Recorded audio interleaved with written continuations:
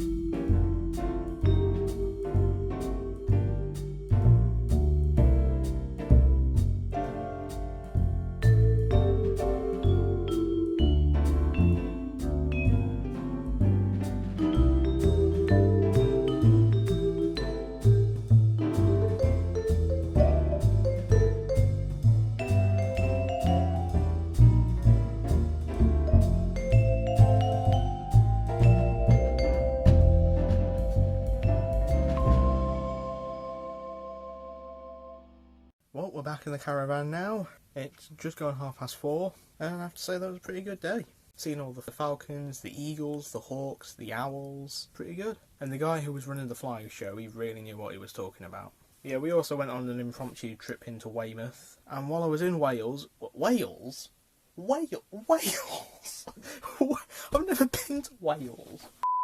While I was in Weymouth, I picked up Tarkin. That'll be a end of the book to read when I get home. As for the rest of the day, I'm going to make a bold prediction that we're going to spend the rest of the evening sat in the caravan doing nothing. I'll get back to you in a couple of hours or so and let you know if that prediction comes true or not.